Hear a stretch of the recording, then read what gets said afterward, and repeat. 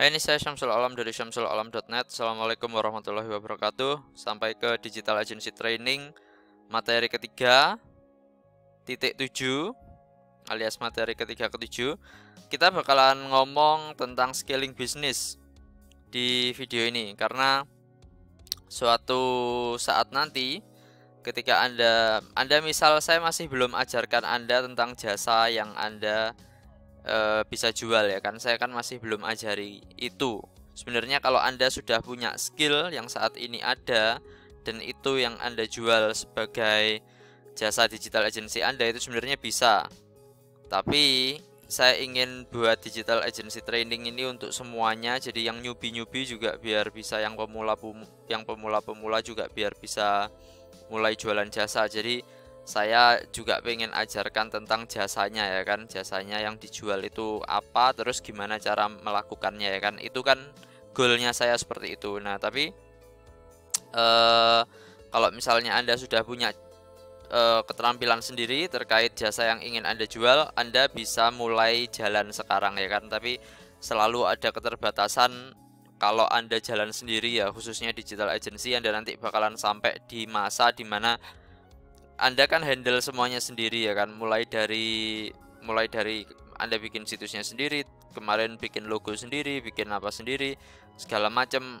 Kemudian Anda nanti cari klien sendiri, Anda nanti handle klien sendiri, terus setelah itu Anda eksekusi apa yang jadi pengennya klien sendiri. Itu nanti bakalan ada suatu masa di mana itu bakalan sangat overwhelming sekali gitu, ya.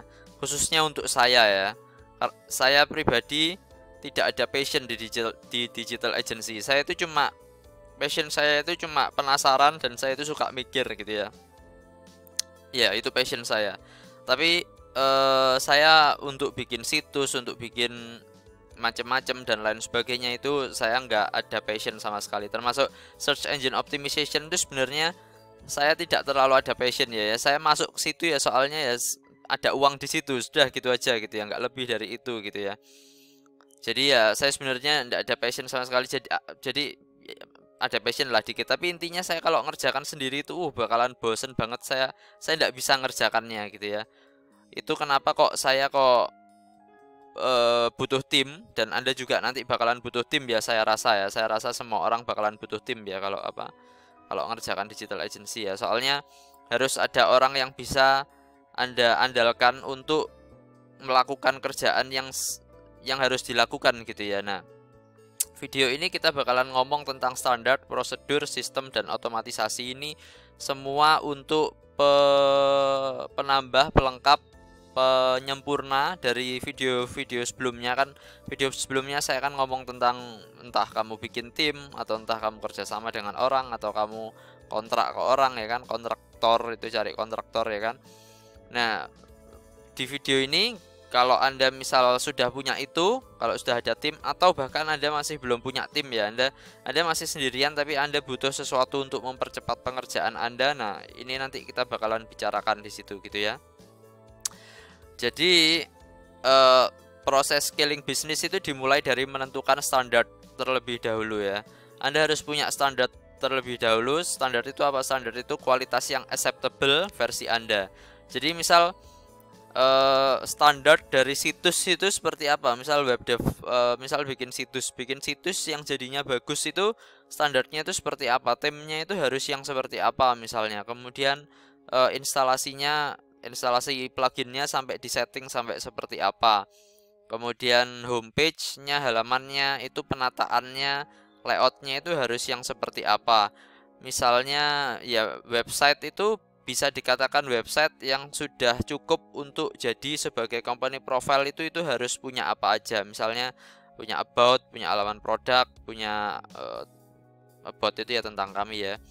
Kemudian punya visi misi perusahaan, kemudian punya apalagi, ya, pokoknya seperti itu harus Anda tentukan, ya. Harus Anda tentukan apa yang jadi standar dari situs Anda. Kalau misal situs saya kemarin, saya kan sempat bilang kalau saya mau tunjukkan salah satu situs, misalnya kacafilm.co.id. Ini bisa saya katakan selesai ya, bisa saya katakan beres kalau misalnya apa? Oh, kalau misal jenis-jenisnya ini setiap halaman sudah ada isinya gitu ya. Kemudian ini setiap merek juga sudah ada isinya, dan misal ini 3M, kalau misalnya ini misalnya 3M ini kan ada banyak kategorinya ya kan. Nah, ini kategorinya harus sudah ada halamannya semua. Jadi ini misal, nah ini kan ada seri kaca 3M, ini kan ada seperti ini. Nah, ini harus ngelink ke sana, terus dari halaman itu tadi, dari halaman ini 3M FX ini, nah ini juga harus sudah ngelink ke halaman 3M ini, jadinya saling ngelink dan lain sebagainya. Pokoknya harus sudah ada, misal harus sudah ada gambarnya, harus sudah ada ini galeri gambarnya, harus sudah ada WhatsApp-nya, harus sudah ada tombol WhatsApp yang bisa diklik. Kemudian isinya harus lengkap, harus sama spek-speknya kalau misal ada speknya, terus dan lain sebagainya gitu ya. Terus ada apa, penjelasan tentang kayak kata-kata yang aneh ya, yang orang normal yang nggak tahu. Misalnya ini ada VLT, kemudian ERR, UVR dan lain sebagainya. Ini harus ada penjelasannya biar orang normal biar ngerti dan lain sebagainya gitu ya. Harus ada videonya dan lain sebagainya. Jadi Anda harus punya standar ya. Situs itu jadi kalau sudah apa, misalnya oh ini sidebarnya harus sudah dikasih seperti ini, ada nomor teleponnya harus dipastikan bisa diklik, WhatsApp-nya bisa diklik, ada alamatnya dan lain sebagainya. Nah, ini adalah standar kalau situs itu sudah jadi gitu ya.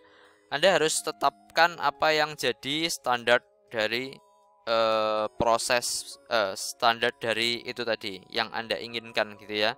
Kalau misalnya Google My Business, misalnya Google My Business standarnya apa? Oh, sudah ada ini, sudah ke posting produknya, sudah ke posting logonya, sudah ke posting gambarnya, sudah ke posting covernya, sudah ke posting macam-macamnya dan lain sebagainya gitu ya. Kemudian setelah Anda tentukan standar, maka Anda harus tentukan prosedur alias cara untuk mencapai standar yang ditentukan. Jadi misalnya tadi standarnya harus ada ini, harus ada itu, harus ada ini, harus ada itu dan lain sebagainya, itu jadi checklist ya kan. Terus Anda bikin prosedur, misalnya cara bikin sidebar, prosesnya seperti ini. Misal copy paste kode ini, jadi sudah ditentukan kodenya.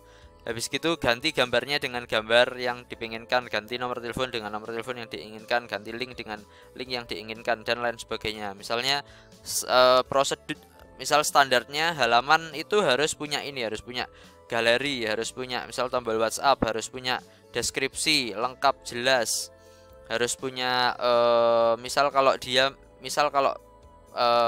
apa ya, kalau misal dia ada anaknya ya maka harus ada anaknya gitu ya. Maksudnya anak itu gini, merek itu kan ada 3M. Nah, 3M itu kan ada jenisnya macam-macam ya kan. Nah, itu yang saya maksud anak. Jadi 3M itu bapaknya, terus yang kayak misalnya FX, Black Beauty dan lain sebagainya. Nah, itu anaknya gitu ya. Jadi misal halaman bapak itu harus ada anaknya dan lain sebagainya gitu ya. Jadi itu harus ditentukan. Pertama standar, kemudian prosedurnya. Oh, kalau prosedurnya oke, berarti riset dulu, di riset dulu. Misal kalau suatu kata kunci itu misal ada anaknya, harus di riset dulu, harus ngerti dulu semua anaknya. Kemudian setelah itu ya sudah anaknya ditata ya kan, dengan sesuai dengan layoutnya ya kan, sesuai ya pokoknya disesuaikan lah ya, pokoknya disesuaikan, dikategorisasikan, kemudian disesuaikan, kemudian ya sudah. Setelah itu ya dibuat artikelnya selengkap mungkin. Kalau ada istilah-istilah asing maka dijelaskan, dikasih gambar yang perlu dikasih gambar, dikasih harga kalau misalnya perlu dikasih harga dan lain sebagainya. Jadi seperti itu. Itu prosedur. Itu harus Anda tentukan, harus tertulis ya. Kalau nggak tertulis nggak bisa. Ini standar harus tertulis dalam bentuk checklist. Prosedur juga harus tertulis ya, atau dalam bentuk video lah minimal. Saya nggak semuanya tertulis, tapi saya selalu ada video tutorial untuk tim saya gimana caranya untuk mencapai standar tersebut ya kan.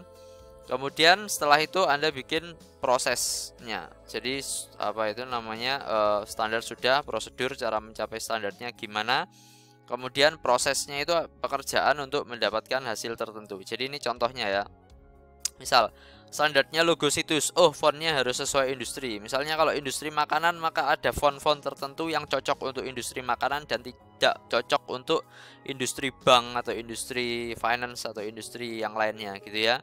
Jadi font harus sesuai industri, standarnya seperti itu. Kemudian ikonnya harus flat, simple, minimalis. Biar gampang bikinnya. Jadi icon sebenarnya jenisnya ya macam-macam, ada yang gradient, ada yang gimana ya kan ya, tapi cari icon bikin yang flat, simple, minimalis, soalnya itu yang bagus ya, itu diterima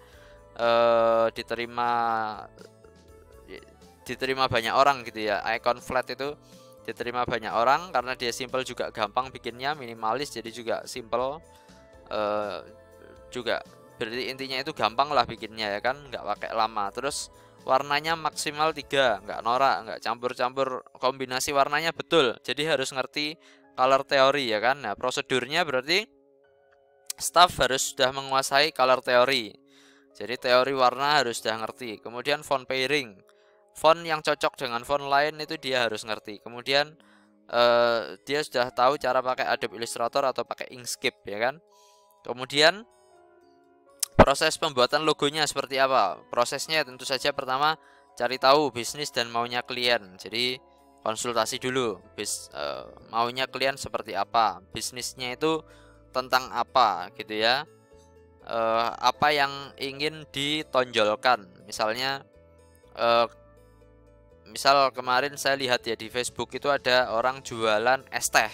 Nah, itu dia logonya simpel sekali, cuma tulisan es teh, kemudian ada apa itu namanya, kemudian ada kayak ikon daun gitu di atasnya, S-nya di atas kata S, E dan S, terus ada gambar daun kecil gitu. Jadi dia itu memang filosofinya memang simplicity gitu ya, kelihatan dari logonya dan kelihatan dari apa yang dia jual. Dia cuma jualan apa ya, cuma jualan teh, nggak dicampur sama aneh-aneh ya. Teh entah rasanya apa, atau tehnya itu dikasih apa gitu, misalnya tehnya dikasih susu atau apa, pokoknya simpel sekali bisnisnya dan simpel sekali logonya dan juga simpel sekali dari desain gerobaknya. Jadi dari situ saya ngerti kalau ini, oh ini filosofinya ini simpel, filosofinya itu modern, minimalis, simpel, yang seperti itu gitu ya. Nah, itu harus kita ngerti dulu filosofinya, terus nanti kita ngerti apa itu namanya, nanti nuansa dari logonya itu seperti apa. Kemudian setelah itu kita nge-brainstorm industri sejenis. Industri sejenis itu orang kalau jualan es teh itu logonya itu kira-kira seperti apa sih? Oh, ini ada logo, ada hijau, ada kuning, ada seperti ini. Tapi kita mau ndak nuansanya seperti itu? Oh, ndak mau, itu terlalu rame. Kita pengen yang simple. Jadi akhirnya itu orangnya dia pakai putih gitu aja, terus cuma tulisan. Sebentar, saya pengen tunjukkan kepada Anda es teh franchise biar Anda ngerti. Nah, ini kan orang kan Fresi kan apa ya? Ada Testi, ada Teh Poci. Ini kan semua kan apa ya? Kompleks ya. Yang saya kemarin lihat itu sangat simpel sekali. Simpel sekali. Es teh. Mana ya? Kayaknya di sini tidak ada ya. Tapi yang jelas Anda kalau misal mau lihat industri standar ya, Anda lihat-lihat apa yang jadi ini brainstorm industri sejenis, yaitu Anda sebenarnya cuma tinggal Google aja, terus Anda langsung dapat ide, dan setelah itu Anda sesuaikan. Pak, gimana Pak? Bapak dari ini lebih suka yang nuansanya seperti apa? Kemudian setelah itu misal prosesnya buat minimal 3 prototipe logo, kemudian setelah itu Anda presentasi ya kan, presentasi kalau logo ini maka nuansanya seperti ini dan lain sebagainya, sementara kalau yang seperti ini nuansanya seperti ini dan lain sebagainya. Terus setelah itu revisi kalau misalnya ada revisi gitu ya. Jadi standarnya itu seperti ini, prosedurnya seperti ini, kemudian prosesnya seperti apa gitu ya. Oke. Terus ini ada lagi contoh SOP bikin misal web corporate ya. Standar web corporate, fungsi situs jelas, misal harus ada company profile, ada produk katalog. Terus ada cara untuk menghasilkan lead atau lead generation system. Jadi lead generation itu maksudnya ya biar orang itu kalau misalnya sampai ke situs itu biar ada gunanya. Jadi nggak cuma lihat-lihat tapi misal nge-WhatsApp kita atau nge-telepon kita dan lain sebagainya. Jadi harus ada ini fungsi lead generationnya. Terus Standarnya tampilannya pro dan minimalis, profesional maksudnya ya. Kemudian ada home, ada produk, ada about, ada blog, navigation bar jelas, logonya simple, harus ada address dan phone number. Jadi ini misalnya standarnya seperti ini. Kemudian prosedur web corporate-nya, misal staff harus sudah menguasai misal cPanel, WordPress, dan PHP gitu ya. Kemudian proses pembuatannya gimana? Ya cari tahu dulu bisnisnya klien itu apa dan maunya klien itu apa. Kemudian setelah itu mulai tentukan layout dan site arsitekturnya ya. Jadi bikin layout dan bikin site arsitekturnya. Kemudian setelah itu install WordPress, install theme, install plugin. Kemudian setup WordPress-nya, setup theme-nya, setup plugin-nya, kemudian buat dan isi kontennya dan lain sebagainya. Jadi seperti itu. Ini harus ada di bisnis Anda. Soalnya, nah ini ya, kenapa kok SOP itu kok harus ada gitu ya. Contoh SOP itu kan ini, bikin standar, bikin prosedur, sama bikin proses. Nah kenapa kok, oh gini, nanti aja lah. Kita ngomong ini dulu, termasuk, apa yang termasuk dalam SOP. Jadi SOP itu termasuk meliputi di dalamnya itu harus dituliskan tujuan SOP itu dibuat gitu. Jadi misal tujuannya apa? Misal tujuannya untuk mengamankan sesuatu gitu ya. Maksudnya gini, proses ya. Proses, kalau prosesnya teknis seperti ini, itu kalau tidak ada SOP-nya itu maka tidak aman gitu ya. Maksudnya tidak aman gimana? Namanya situs ini kan barang rentan ya, rentan rusak, rentan error, rentan macam-macam. Nah, itu kalau SOP-nya dibuat dengan betul mulai dari apa itu namanya A sampai Z itu jelas, maka lebih kecil kemungkinan itu untuk error gitu ya. Begitu juga misal bikin logo, bikin ya termasuk bikin logo misalnya, termasuk bikin Google My Business, termasuk bikin sosial media dan lain sebagainya. Itu kan ada risikonya ya kan. Misalnya bikin sosial media, oh bisa jadi nanti akunnya kehapus, oh bisa jadi apa, bisa jadi apa. Kita harus selalu pikirkan kemungkinan terburuk gitu ya. Kalau orang misal kita barusan punya staff dan staffnya itu memang nggak tahu apa-apa ya kan ya. Kalau nggak ada SOP-nya dia bisa jadi malah ngehapus akunnya, malah nge-lock akunnya, nggak apa gitu ya. Terjadi sesuatu yang tidak kita inginkan, bisa jadi seperti itu. Jadi tujuannya pertama itu adalah untuk membuat sesuatu itu aman gitu ya, mengamankan sesuatu gitu ya. Jadi ya seperti itu. Kemudian tujuan kedua adalah untuk menyelesaikan pesanan. Jadi pesanannya apa biar selesai lebih cepat gitu, karena ada langkahnya sudah. Jadi tidak usah mikir. Kalau pakai mikir dulu maka lama. Kalau sudah ngerti harus tek tek tek tek seperti itu maka selesai bisa cepat.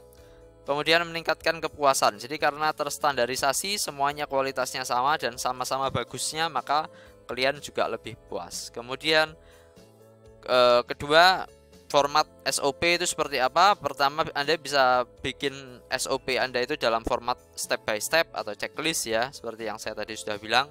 Atau Anda bisa dalam bentuk flowchart atau mind map ya. Kalau misalnya ada skenario ya, biasanya sih kalau tutorial sih lebih ke step by step atau checklist ya. Tapi ada kalanya Anda bikin SOP yang melibatkan skenario tertentu. Jadi misalnya SEO ya. Kalau SEO itu saya pribadi sih masih saya handle sendiri, masih belum ada SOP untuk SEO. Jadi saya sih masih nyuruh-nyuruh staff saya untuk apa yang saya pengen kerjakan ya. Tapi kalau misal nanti di suatu saat saya nanti mau bikin SOP untuk misalnya SEO ya, Search Engine Optimization, dan saya pengen staff saya itu bisa untuk ambil keputusan sendiri, maka saya harus bikin yang ada flowchart atau ada mind mapnya. Jadi dia ngerti, oh kalau skenario-nya misalnya seperti ini, misal rankingnya turun, apa yang harus dilakukan. Kalau sudah melakukan ini tapi terjadi ini, apa yang harus dilakukan, seperti itu ya. Dan juga format SOP ketiga yang juga salah satu favoritnya saya dan tim saya adalah video tutorial. Kemudian termasuk dalam SOP itu juga Anda harus perhatikan informasi terkait SOP. Jadi misalnya gini ya, proses melakukan sesuatu itu tidak lepas dari mendapatkan informasi yang terkait dengan proses itu tadi. Jadi misalnya tadi bikin situs ya kan nggak bisa ngawur. Misalnya saya bikin situs tentang pemanas air lah, pemanas air itu jenisnya apa, speknya apa, kemudian dan lain sebagainya loh, itu kan nggak bisa ngawur. Jadi kita harus apa itu namanya, termasuk dalam SOP itu adalah cara gimana untuk mendapatkan informasi terkait SOP tersebut. Jadi misal dari mana infonya, jadi oh infonya dari klien. Untuk apa infonya? Ya infonya untuk misal mengenalkan nanti calon buyer, sekaligus untuk memastikan tidak ada informasi yang salah yang disampaikan ke calon buyer. Diambil kapan info ini? Langsung sejak pertama kali, sejak ketemu dengan klien dan waktu pas konsultasi gitu ya. Terus siapa yang ambil info ini? Misalnya ada staf khusus yang bagian ambil info ini gitu ya. Jadi ada pertanyaan ini untuk dijawab barusan. Kemudian tips membuat SOP ya. Anda kalau bikin SOP itu, pertama tips dari saya adalah Anda harus bikin SOP di mana skopnya itu kecil aja. Jadi misal kalau bikin situs itu terlalu besar, bikin situs dari awal sampai akhir itu terlalu besar, tapi Anda pecah-pecah jadi kecil. Jadi kalau saya SOP itu misalnya bikin sidebar ada sendiri SOP-nya ya kan. Kemudian bikin halaman itu ada sendiri SOP-nya. Terus bikin strukturnya situs, ngeriset untuk bikin struktur situs itu ada sendiri SOP-nya dan lain sebagainya. Jadi Anda bikin skopnya kecil-kecil tapi banyak.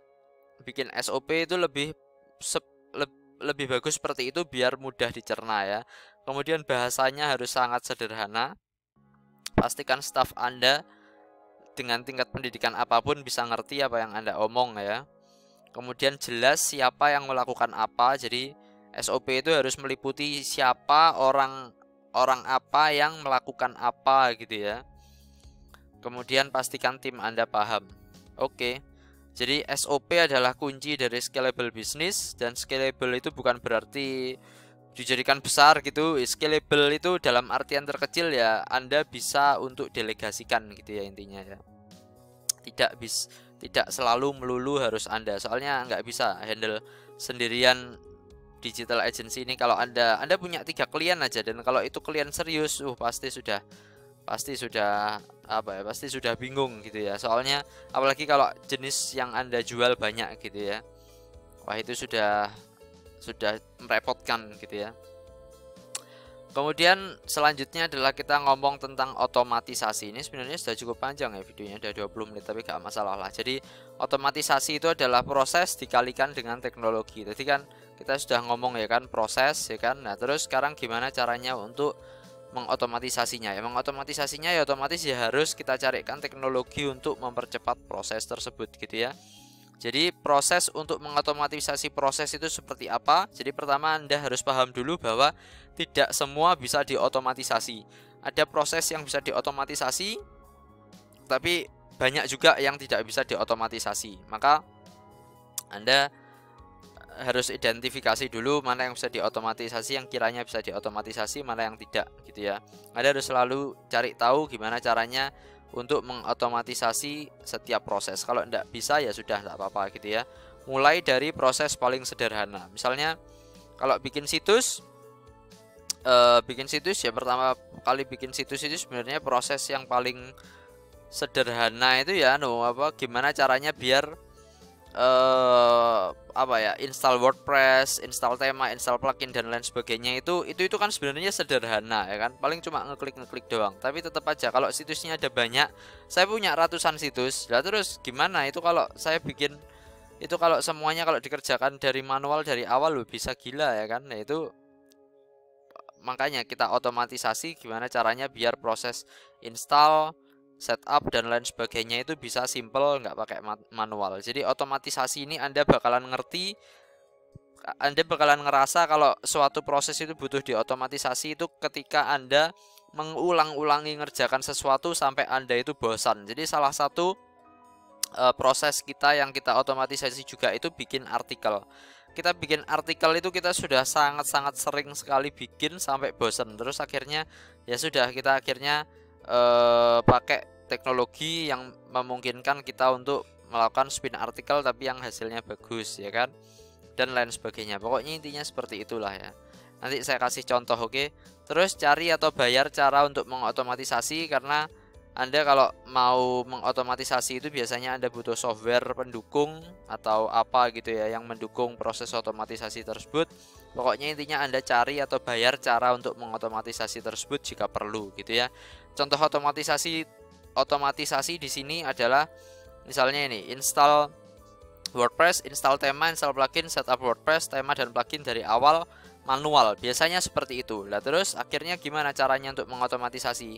Jadi kita melakukan ini satu kali di satu situs ya, kemudian kita backup situs yang sudah di setup sebagai template itu tadi ya kan, yang sudah diinstal. Jadi kita kan WordPress itu ya cuma itu doang, tema ya paling ya cuma itu doang, plugin ya sudah, kita plugin ya kurang lebih ya sama, kemudian nge-setupnya juga kurang lebih ya sama, dan lain sebagainya gitu ya. Jadi itu situs itu kita bikin satu, kalau sudah selesai kita backup ya kan. Kemudian ketika ada project baru kita cuma tinggal nge-restore aja, terus setelah itu kita cuma tinggal ngedit yang kita perlukan. Jadi ini proses yang ini awalnya ini paling nge-setup paling habis 1 jam 2 jam, kalau pakai ini paling cuma 10 menit 15 menit. Ada lagi misal contoh otomatisasi ya. Dulu misalnya bikin logo itu untuk situs, saya bikin logo untuk situs itu ada yang bikinnya itu manual. Jadi kalau tiap kali bikin situs harus dibikin logonya gitu. Tapi kan ada situs itu kan ada situs yang penting, ada yang tidak terlalu penting. Akhirnya situs-situs yang tidak terlalu penting tidak usah dibikinkan logo dari awal, buka aplikasi dan lain sebagainya. Ya sudah pakai brandmark.io aja. Jadi akhirnya logonya pakai cara yang saya waktu itu kasih tahu ke Anda itu ya kan. Sudah seperti itu. Jadi Anda harus selalu cari tahu cara untuk mengotomatisasi proses Anda. Saya juga tentang bikin artikel gimana caranya, bikin video gimana caranya biar cepat dan lain sebagainya. Itu semua saya cari tahu gimana caranya biar bisa lebih otomatis gitu ya. Kemudian saya rasa itu ini tugas DAT-nya ini tidak perlu Anda lakukan ya, karena ini kan Anda sudah ngerjakan PR ya kan ya. Tapi sebentar, ini tentukan nama DA, ini Anda sudah kerjakan PR. Tapi ini beli domain dan hosting plus apa offer dan varian dan niche Anda. Jadi ini aja untuk tugas DAT. Ini kan sudah akhir dari Digital Agency Training 3 ya kan. Jadi untuk Digital Agency Training 3 yang terakhir ini saya bakalan kasih tugas ke Anda untuk Anda beli domain dan Anda beli hosting untuk digital agency Anda. Anda masih belum tahu caranya install WordPress, install situs dan lain sebagainya, udah terus gimana? Enggak apa-apa, yang penting Anda beli dulu domain dan hostingnya. Nah Anda silahkan coba-coba belajar sendiri. Kemarin kan Anda coba otodidak beli sendiri kan, kemarin kan saya kan sudah kasih tahu ke Anda ya kan, belinya di rumah web, belinya di mana. Nah itu saya kan sudah kasih tahu, itu Anda coba lakukan proses itu sendiri dari awal ya, Anda biar ngerti proses beli dan domain. Kalaupun Anda nanti bingung, Anda tenang aja, Anda bisa tanya sama customer supportnya. Jadi kemarin salah satu yang saya suruh ke Anda kan ini rumah web ya, coba misal hosting 10.000, karena kan ada hosting 10.000-nya ya kan. Nah ini coba kita lihat.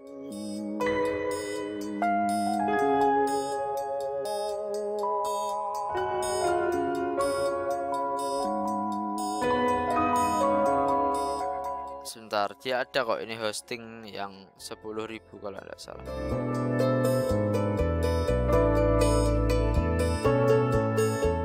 Nah ini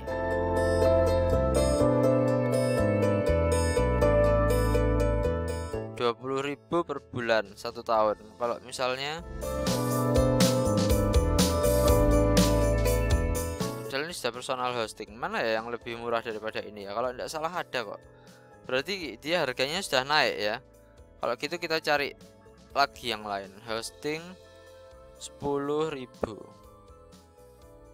ya per bulan. Soalnya saya nggak pengen biayanya mahal di Anda. Ini misal Dominesia, barangkali ada, kalau tidak salah sih ada Dominesia ini. Nah ini ya Dominesia ya, ada ya 300 space, unlimited bandwidth, satu website. Nah ini 8.000 per bulan, tapi ini terlalu kecil ya, space-nya 300 ya. Kalau bisa ini 16.000 inilah 750 megabyte space. Ini cuma cukup untuk satu situs ya by the way. 750 megabyte ini cukup untuk satu situs. Saya satu situs ya kurang lebih itu sekitar butuh 400 sampai 500 megabyte space. Jadi 750 ini cukup lah. Kalau situs Anda agak besaran dikit ya butuh sekitar 1 giga lah. Tapi apa itu namanya? Tapi ini untuk awal ini cukup. Untuk awal ini cukup ya. Nah, ini ya. Atau Anda cari-cari lagi lah. Ini soalnya ini terlalu kecil. Saya waktu itu kan ngasih beberapa saran ya kan. Saya ngasih beberapa. Pokoknya intinya Anda beli, Anda silahkan beli domain sama hosting Anda. Dan tenang aja ya, selalu ada supportnya. Misalnya rumah web itu ada live chatnya. Anda kalau misalnya bingung mau beli gimana caranya, Anda tanya-tanya di situ. Tapi kurang lebih ya prosesnya Anda pilih aja ya kan, paket yang paling murah. Kemudian Anda belinya pengen berapa lama ya kan, misal setahun atau 2 tahun atau 3 tahun. Kalau saran saya kan, saya sarankan langsung beli 3 tahun ya kan. Terus setelah itu apalagi, ya sudah, Anda beli aja. Terus nanti insya Allah saya bakalan ada video tentang kalau Anda sudah beli gimana cara navigasinya, kemudian ke cPanel, kemudian install WordPress dan lain sebagainya. Intinya seperti itu. Anda kalau nggak pengen nunggu saya juga nggak apa-apa gitu ya, karena Anda harus terbuka wawasan Anda bahwa Anda bikin digital agency itu Anda bisa selalu belajar dari YouTube, belajar dari Google. Anda misal pengen bikin situs, nggak usah, jangan tergantung pada saya. Saya juga nggak belajar dari saya sendiri gitu ya. Ya saya belajar dari orang, misal cara bikin situs itu seperti apa. Ada sangat banyak sekali orang yang bikin tutorial, bahkan jauh lebih bagus daripada saya untuk misal bikin situs dan lain sebagainya. Tentu saya ada proses saya sendiri untuk bikin situs, tapi untuk awal Anda jangan bergantung pada saya gitu ya. Saya pengen Anda itu inisiatif gitu ya, untuk usaha Anda sendiri, untuk bisnis Anda sendiri. Kalau bisa Anda inisiatif gitu ya. Meskipun saya bikin training digital agency training, saya ngajarkan ini semua, tapi tetap saja proses teknis detailnya yang saya tidak bisa ajarkan sampai sangat-sangat detail sekali, soalnya bakalan banyak ya kan kalau saya menjelaskan tentang yang seperti itu. Yaitu Anda harus inisiatif gitu ya. Anda harus bisa cari solusi sendiri. Soalnya nanti semakin banyak klien Anda, semakin kompleks bisnis Anda ya, Anda harus bisa untuk inisiatif cari solusi untuk bisnis Anda sendiri. Jadi saya rasa seperti itu. Jadi saya ulangi sekali lagi untuk PR ya, biar jelas. PR-nya Anda beli domain dan hosting Anda sendiri. Kemudian setelah itu sekalian aja lah ya, Anda cari cara gimana caranya Anda install WordPress sendiri. Soalnya gampang sekali. Gimana cara Anda kalau sudah beli domain dan hosting, maka Anda cuma tinggal Anda cuma tinggal cari aja cPanel-nya gimana caranya biar bisa login ke cPanel, dan itu sangat-sangat gampang sekali. Soalnya di dashboardnya hosting itu pasti ada cara untuk masuk ke cPanel. Terus setelah itu gimana caranya untuk install WordPress. Dah, itu PR saya. Anda harus bisa cari tahu solusi dari itu. Anda harus punya situs Anda sendiri, sudah Anda beli domainnya, sudah ada Anda beli hostingnya, dan sudah harus Anda install WordPress. Nah, itu tampilannya masih Hello World, masih basic, masih kosong, enggak apa-apa. Yang penting sudah bisa diakses gitu ya. Kalau Anda ada kesulitan, silahkan tanyakan saya ke WhatsApp. Tapi yang jelas itu yang jadi tugas Anda. Ini ada offer, varian, dan niche. Ini tidak perlu ya. Ini tidak perlu untuk Anda kerjakan. Yang jelas Anda kan tentukan nama kan sudah. Sekarang tugas Anda beli domain, hosting, kemudian install WordPress di situs Anda. Oke. Post jawaban di YouTube. Ini juga postnya nggak usah di YouTube ya. Di YouTube ya nggak apa-apa, tapi Anda mulai promokan situs Anda ya di Facebook Anda sendiri. Oke. Kemudian Anda screenshot dan laporkan via WhatsApp di link di bawah ini. Jadi post jawabannya di YouTube ya juga enggak apa-apa. Sekalian Anda promo juga, Anda juga promo di Facebook. Lumayan buat sosial signal. Misal ada teman Anda yang nge-like ya kan. Misal yang nge-like nggak banyak, misal cuma 10 11 ya enggak apa-apa, tapi itu sosial signal lumayan bantu untuk promosi bisnis digital agency Anda di masa depan. Jadi saya rasa seperti itu dulu dari saya. Terima kasih. Saya harap ini bermanfaat untuk Anda. Kita video selanjutnya kita bakalan ngomong tentang kalau enggak client acquisition ya, kita ngomong tentang client onboarding ya. Saya masih agak bingung, kita nanti selanjutnya kita bahas tentang apa. Jadi seperti itu dulu. Terima kasih. Assalamualaikum warahmatullahi wabarakatuh.